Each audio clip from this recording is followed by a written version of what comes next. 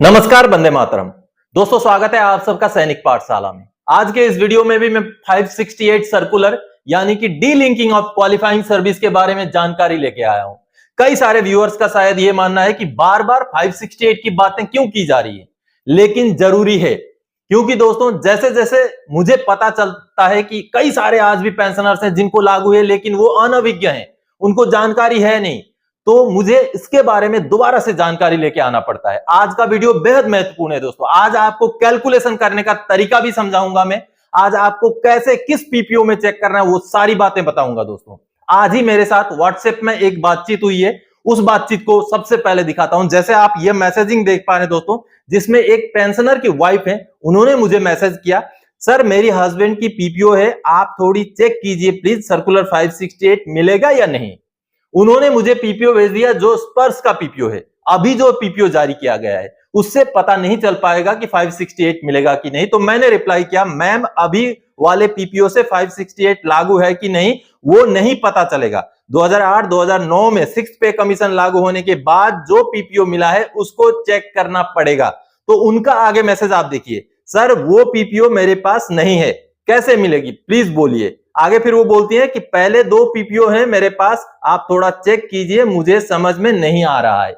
यानी कि फिर उन्होंने मुझे मेरे पास 2 पीपीओ भेजे। अब दोस्तों सबसे बड़ी बात है, उन्हीं 2 पीपीओ में से एक पीपीओ वो पीपीओ था जो 6th पे कमीशन के बाद निकाला गया था।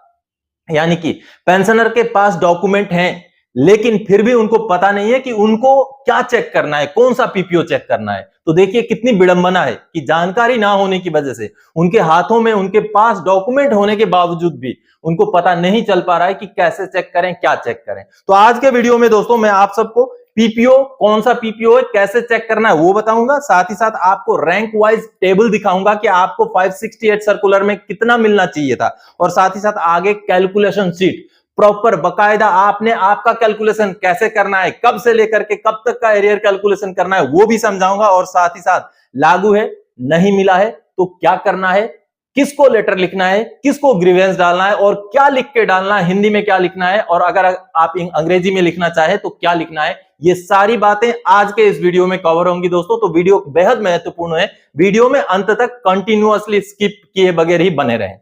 तो चलिए आगे बढ़ेंगे वीडियो में आगे बढ़ने से पहले मेरा आप सबसे आग्रह दोस्तों, अगर सैनिक पाठशाला चैनल में आप पहली बार विजिट कर रहे हैं या अभी तक चैनल को सब्सक्राइब नहीं किया है, तो आपसे जुड़ी हुई भरोसेमंद, आपसे जुड़ी हुई फायदेमंद जानकारियों को पाते रहने के लिए चैनल को सब्सक्राइब जरूर करें। तो चलिए सबसे पहले दोस्तों आपको मैं पीपीओ दिखाऊंगा। जो अभी मैंने पेंशनर्स के साथ जो बातचीत हुई थी, वो उन्होंने मुझे जो पीपीओ भेजा था उसी पीपीओ को मैं आपको दिखाऊंगा कि वही पीपीओ उनके पास होते हुए भी उनको पता नहीं चला कि उसी पीपीओ को चेक करना था। तो चलिए आपको वो पीपीओ दिखाता हूं, उसमें क्या चेक करना है, कैसे चेक करना है उसको समझते हैं। अब दोस्तों ये जो पीपीओ है, ये जो आप देख पा रहे हैं, इसी पीपीओ से आपको पता चलेगा कि आपको 568 सर्कुलर का फायदा मिलना है कि नहीं मिलना है। दोस्तों जैसे आप देख पा रहे हैं, मोहम्मद यूनिस अली जी का ये पीपीओ है जो उनकी पत्नी ने मुझे भेजा था। अब उसमें जब मैंने डिटेल्स चेक किया, आपको भी उसी तरीके से चेक करना है। क्या चेक करना है मैं समझाता हूं।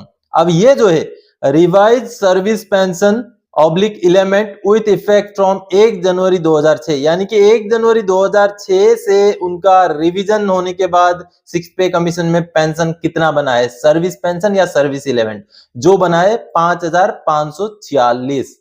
अब ये आंकड़ा आप याद रखिए, एक ऑनरेरी नायब सुधार है ये देखिए रैंक जो है उनका ऑनरेरी नायब सुधार है।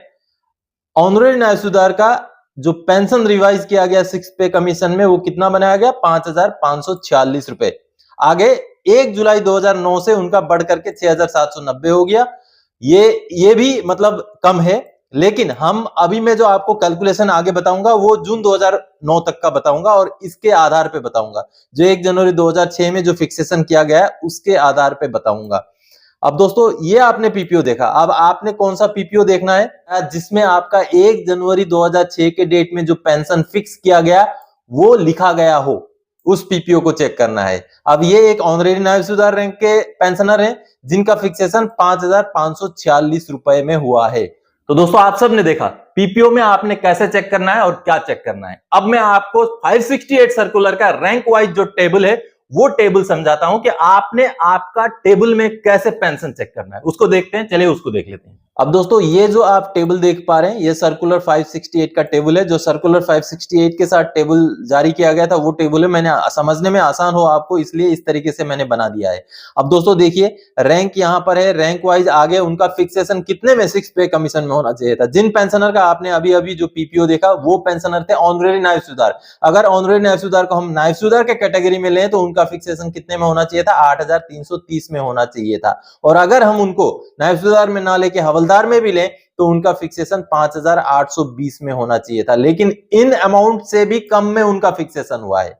तो आगे मैं कैलकुलेशन समझाऊंगा आपको, लेकिन आपको अगर टेबल में आपका वाला देखना है तो इस टेबल में इस हिसाब से देखेंगे। मान लीजिए कोई नायक है वाई ग्रुप के और उनका फिक्सेशन कितने में होना चाहिए था, ये वाला 5,520 में। अगर उन्हीं के फैमिली पेंशनर हैं, ऑर्डिनरी नॉर्मल रेट वाले फैमिली पेंशनर हैं तो ये वाला कॉलम में देखना है, और जेड ग्रुप वाले हैं तो उन्होंने ये वाला कॉलम में देखना है, ये वाला कॉलम में। तो दोस्तों ये वाला जो है सर्विस और EFM यानी कि enhance rate of family pension के लिए ये देखना है, सर्विस पेंशन और enhance rate of family pension के लिए ये देखना है, normal rate of family pension के लिए ये वाला यानी कि ये वाला यानी कि ये वाला देखना है। ये एक्स ग्रुप के लिए है, ये वाई ग्रुप के लिए है और ये जेड ग्रुप के लिए है। तो दोस्तों अभी जिन पेंशनर का मैंने पीपीओ दिखाया उनका मैं हवलदार रैंक से भी नायब सूबेदार रैंक से भी कैलकुलेशन करके दिखाऊंगा, जिसमें पेंशन उनका फिक्सेशन होना चाहिए था 5,820 रुपए हवलदार के हिसाब से, या तो नायब सूबेदार के हिसाब से अगर बोले तो 8,330 रुपए।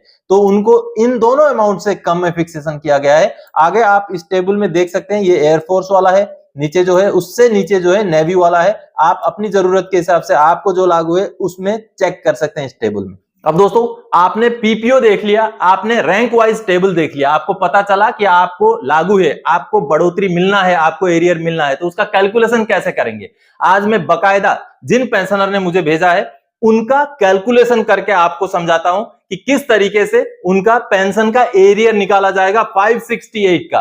वो ऑनरेरी नायब सूबेदार हैं, ऑनरेरी नायब सूबेदार को नायब सूबेदार के दर्जा दिया जाना चाहिए। अगर नायब सूबेदार के हिसाब से उनका कैलकुलेशन हम करते हैं तो कितना उनका एरियर बनेगा, और मान लीजिए उनको नायब सूबेदार का ना भी दिया जाए, अगर हवलदार के हिसाब से भी दिया जाता है तब भी उनका एरियर बन रहा है, तो वो कितना बनेगा, वो दोनों कैलकुलेशन चलिए समझते हैं, उसको देखते हैं। अब दोस्तों ये जो कैलकुलेशन शीट आप देख पा रहे हैं ये मोहम्मद यूनिस जी का मैंने कैलकुलेशन शीट प्रिपेयर किया है नायब सूबेदार रैंक के हिसाब से।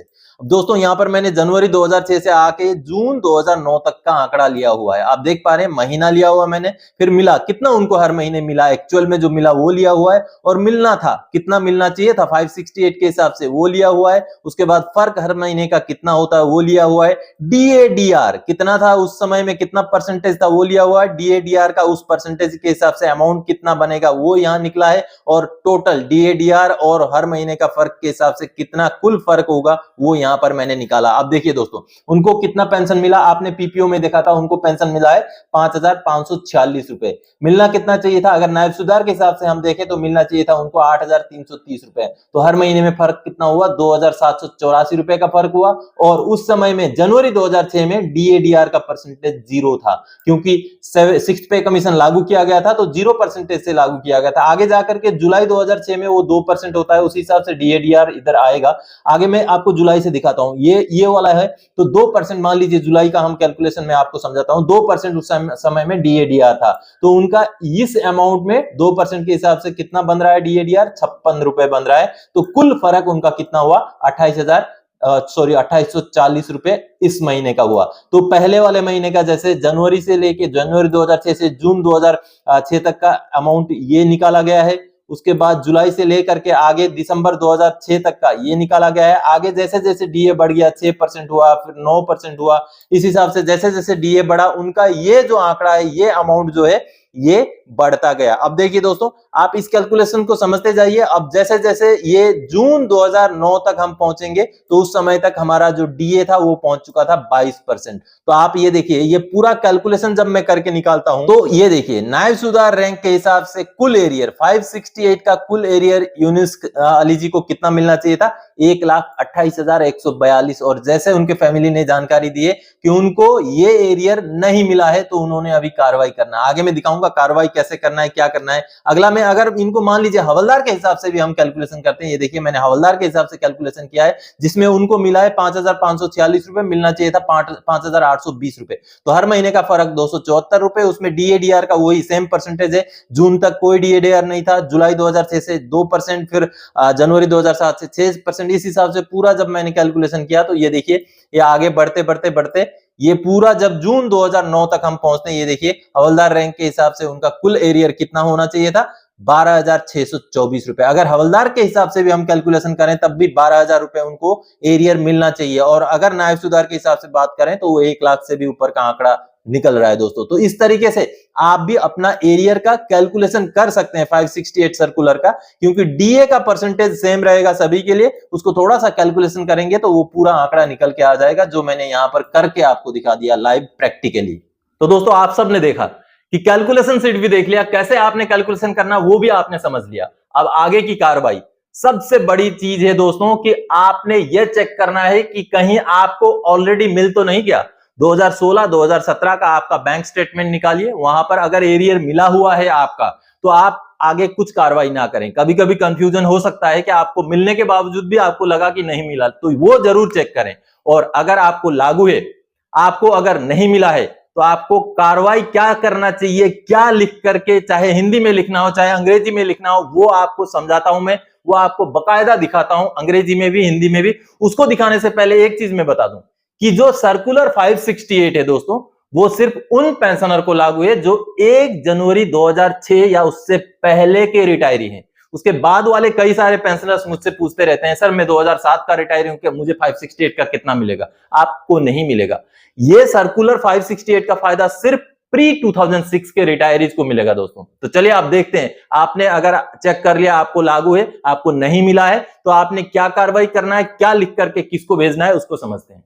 ये देखिए, आपने ये लेटर चाहे तो इंग्लिश में चाहे हिंदी में लिख करके पीसीडीए को भेज देना है। मैंने इतना भी आसानी से सबको, ताकि आप सबको आसानी हो, इसलिए ये लेटर मैंने यहां बना करके पोस्ट किया है, ताकि आप सब इसको देख करके हूबहू टाइप करें या जो भी आप लिख करके अगर फोटो खींच के भी सीपी ग्राम्स में डालें तब भी काम चल जाएगा। मैं आपको थोड़ा सा यहां पर समझा दूं, मैं संख्या फलाना फलाना, आपका यहाँ आर्मी नेवी एयरफोर्स जो भी सर्विस नंबर वो डालना है, सिपाही नायक नायब सूबेदार जो भी आपका रैंक है वो लिखना है, आगे फलाना सिंह या जो भी आपका नाम है वो लिखना है, सेवानिवृत्त फौज में आर्मी नेवी एयरफोर्स में इतने तारीख को भर्ती हुआ था, आपका भर्ती का तारीख लिखना है, और आगे इतने तारीख को रिटायर हुआ था, आपका रिटायरमेंट का तारीख लिखना है। मेरा पीपीओ संख्या, आपका पीपीओ नंबर, जो भी लेटेस्ट पीपीओ नंबर, अगर स्पर्श में माइग्रेशन हो गया तो स्पर्श का पीपीओ नंबर लिखिए, मेरा पीपीओ नंबर फलाना है। मैं यह सूचित करना चाहता हूं कि मुझे पीसीडीए के सर्कुलर 568 के हिसाब से एरियर मिलना चाहिए था, जो कि नहीं मिला है। आपसे मैं अनुरोध करता हूं कि मुझे सर्कुलर 568 के हिसाब से पेंशन बढ़ोतरी का एरियर दिलाने के लिए जल्द से जल्द कार्रवाई की जाए और मेरे बकाये का भुगतान किया जाए। तो दोस्तों आगे अंग्रेजी में भी सेम चीज लिखा हुआ है, आप चाहे अंग्रेजी में चाहे आप हिंदी में इस सेम चीज को आपका डिटेल्स भर के पीसीडीए को भेज दीजिए। तो दोस्तों आप सबने देखा कि आज भी कितने सारे ऐसे पेंशनर्स हैं जिनको लागू है और उनको कार्रवाई करने की जरूरत है, उनको जागने की जरूरत है, ताकि उनको उनका हक मिल सके। तो आज के इस वीडियो में इन्हीं जानकारियों के साथ आया था। आगे और कोई जानकारीदायक आपसे सरोकार रखने वाला विषय लेकर मैं फिर से हाजिर हो जाऊंगा। तब तक के लिए जय हिंद दोस्तों।